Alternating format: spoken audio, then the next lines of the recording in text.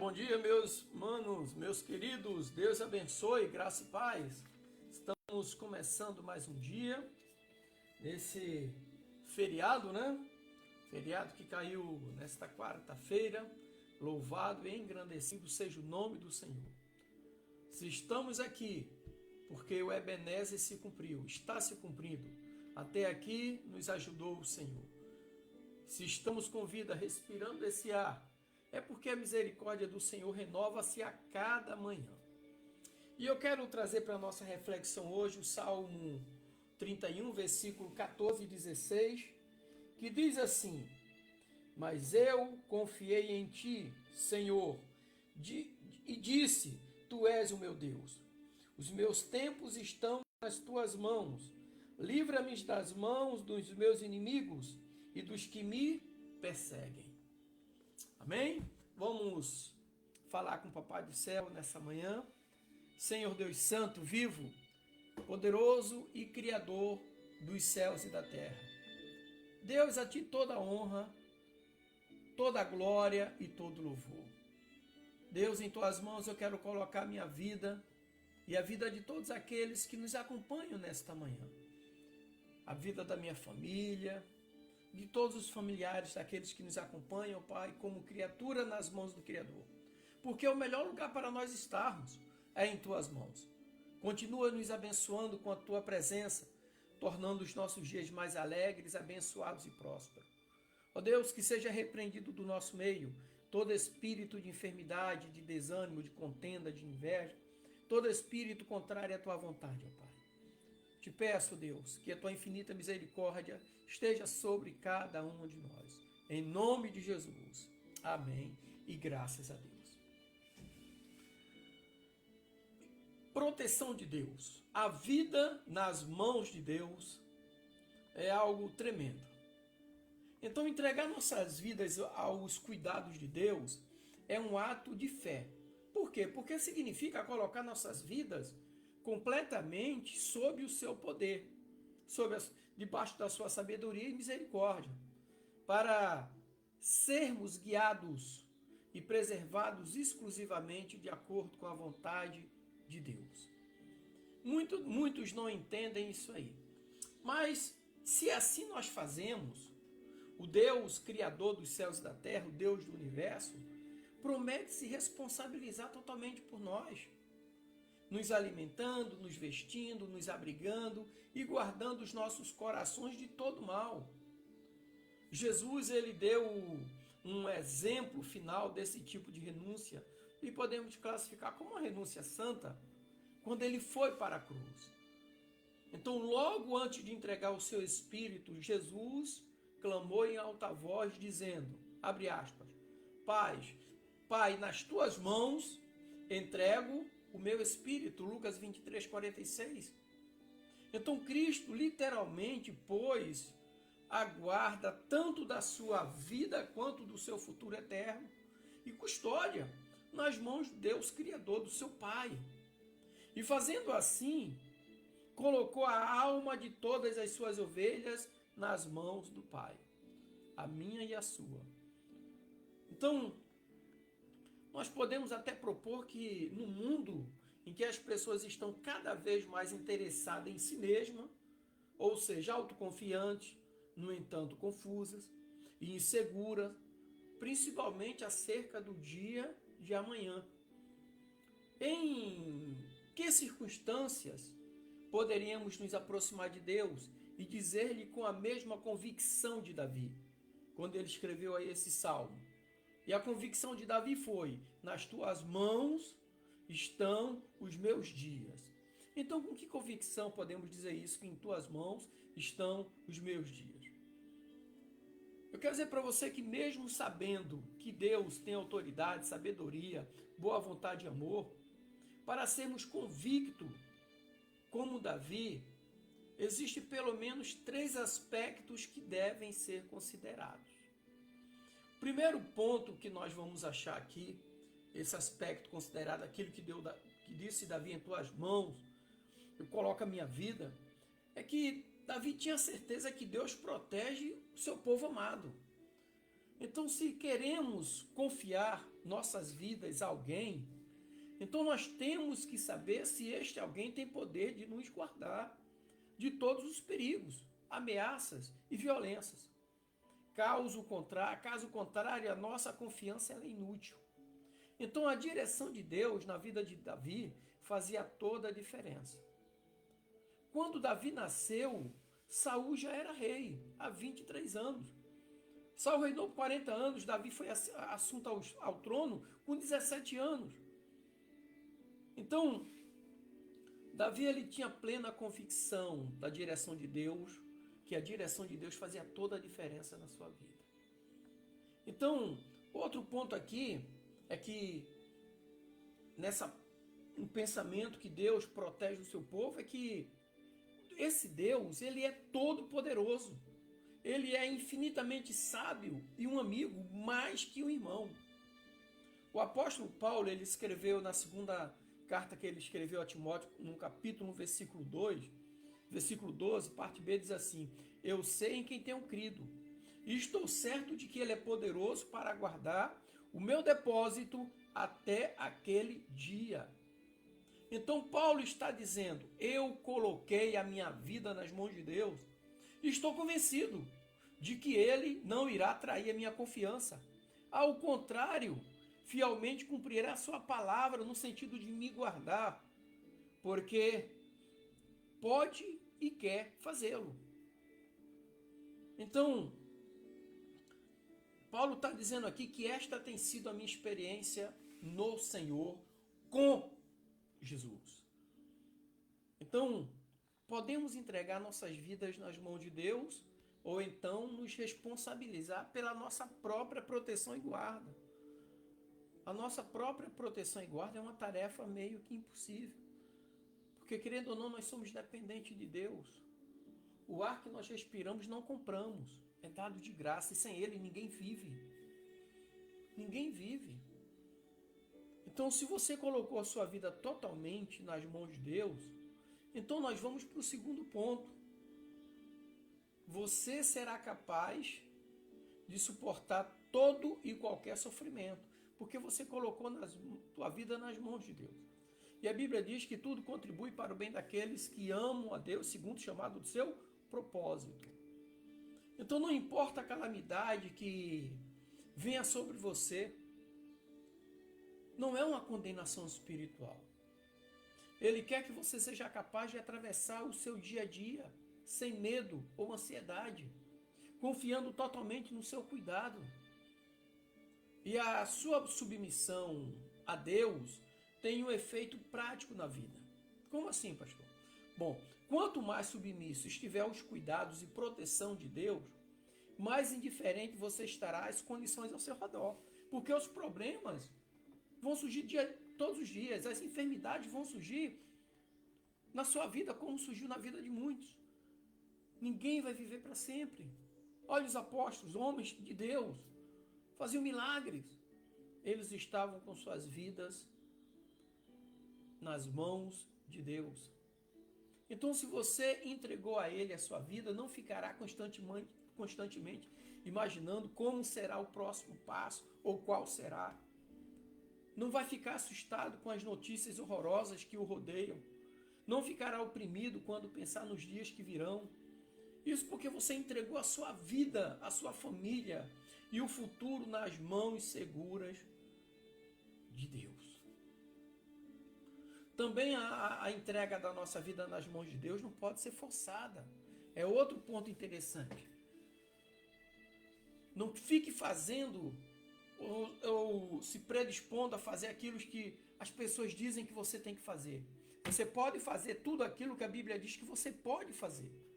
E deixar de fazer aquilo que a Bíblia diz que você não pode fazer. Sabe? Então a sua vida deve ser uma renúncia livre e desejada. Não é pela força, nem pela violência, é pelo Espírito. Existem exemplos bíblicos de pessoas que falharam nisto. O faraó do Egito, somente quando não pôde mais oferecer resistência às pragas de Deus, foi que conformou-se em deixar Israel tomar o caminho do deserto. Então, muitas das vezes, existem resistências externas que afetam a tua vida interna. Bom, então é fácil para os cristãos dizerem que a vontade de Deus seja feita, mas é totalmente diferente ter que nos submeter a Deus em uma circunstância adversa. Muitas pessoas têm dito por aí, né? Eu renuncio e me entrego, eu confio. Somente depois que viram que não havia outra solução para o seu problema, é que buscam a Deus. Eu falei aqui ontem, né? Tem pessoas que não leem mais a Bíblia em casa, difícil pegar para fazer um devocional, né? Oram só na igreja, junto com o pastor, com os irmãos, quando tem que orar. E fica aquele coral, abraça o irmão, ora com o irmão, fica aquela coisa toda. Mas intimamente, com Deus, não oram mais em casa, não falam com Deus, não buscam a leitura da Bíblia pela manhã, para começar o seu dia abençoado. Né? Então a verdade da renúncia que agrada a Deus é aquela feita livre, espontaneamente. Principalmente antes de não sabermos mais o que fazer. Então, como Abraão fez? Entregando sua vida a Deus como um cheque em branco e deixando Jesus preencher o valor, deixando Deus preencher o valor. Toma conta de tudo. Então, podemos resumir aqui que nossa entrega a Deus deve ser incondicional. Porque Deus não se deixa iludir por nossas submissões temporárias, só em tempos de aflição, nem por nossa falta de obediência. Não pode haver imposição ou restrições nas coisas do nosso Deus.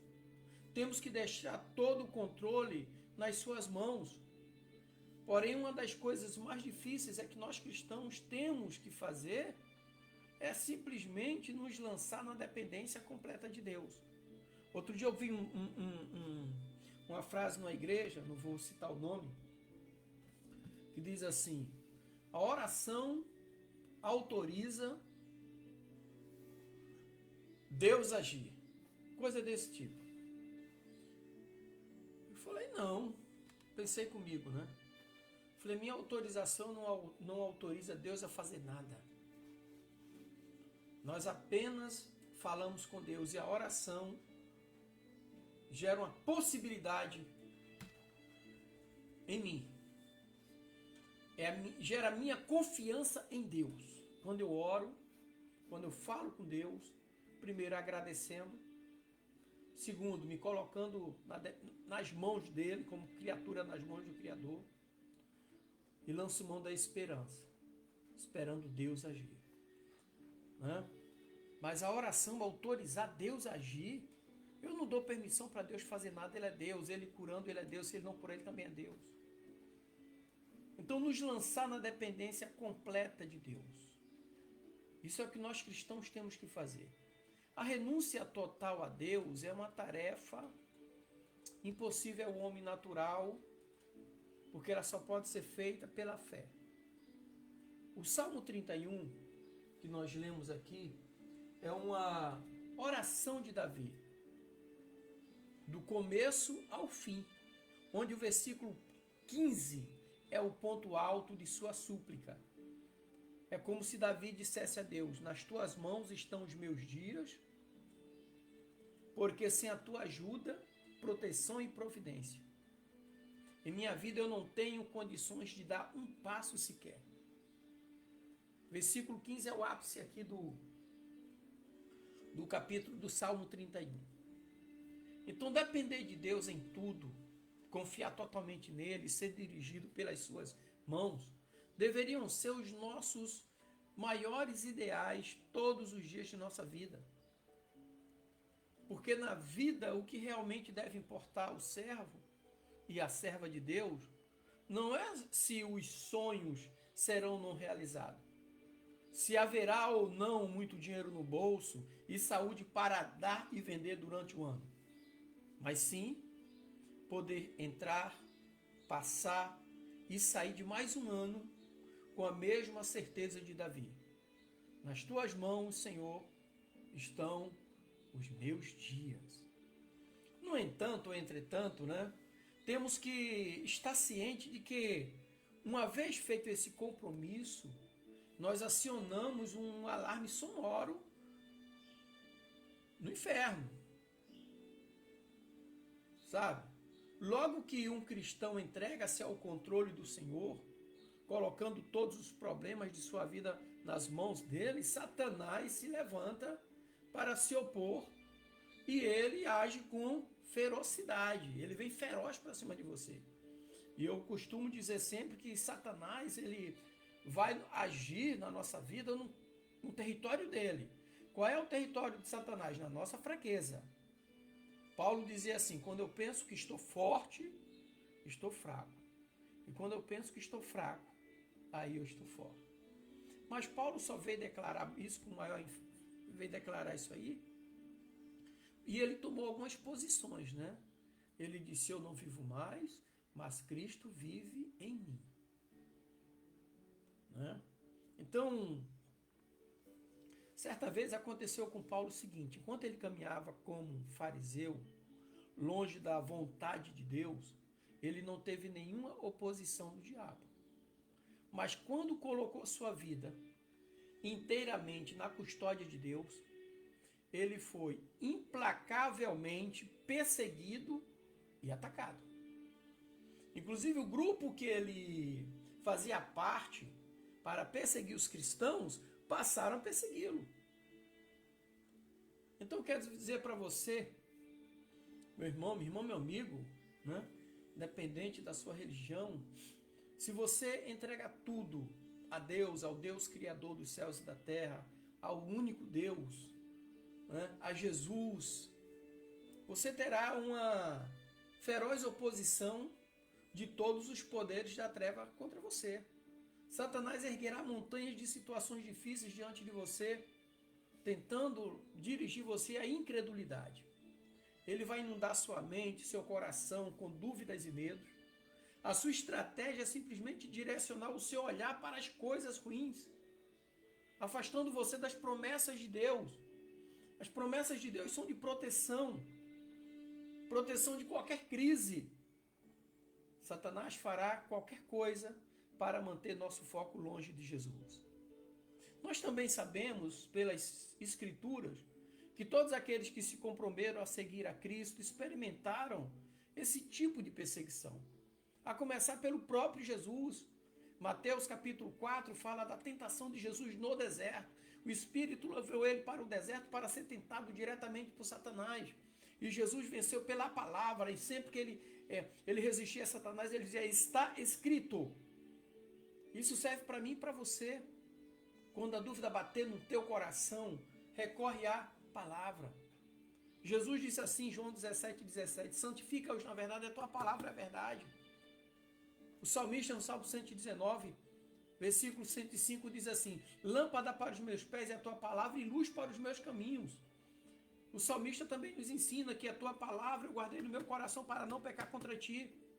Paulo, escrevendo a Timóteo na sua segunda carta ali, ele diz assim: toda escritura divinamente inspirada por Deus é útil para o ensino, para a correção, para a repreensão e para a educação na justiça, para que o obreiro, o homem e a mulher de Deus sejam perfeitos, perfeitamente habilitados para toda boa obra. Então, quando Jesus diz assim: buscai nas Escrituras, porque julgaste ter nela a vida eterna, e ela mesma que testifica de mim, nós vencemos a tentação, nós vencemos o maligno.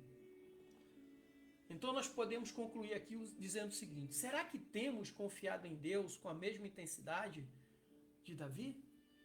Temos confiado em Deus a ponto de deixarmos Ele resolver, estar à frente de tudo aquilo que nós fazemos? Muitas vezes permitimos que nossos problemas pareçam maiores do que o Deus a quem nós servimos. Não acreditamos que Ele possa nos ajudar a resolvê-lo de fato.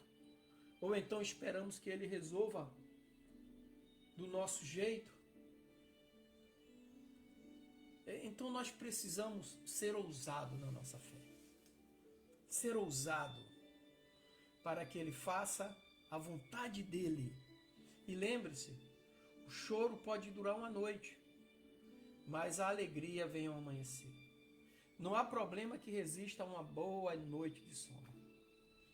Principalmente aquele sono em que você descansou tua cabeça no Senhor. Igual Jacó no Salmo 128.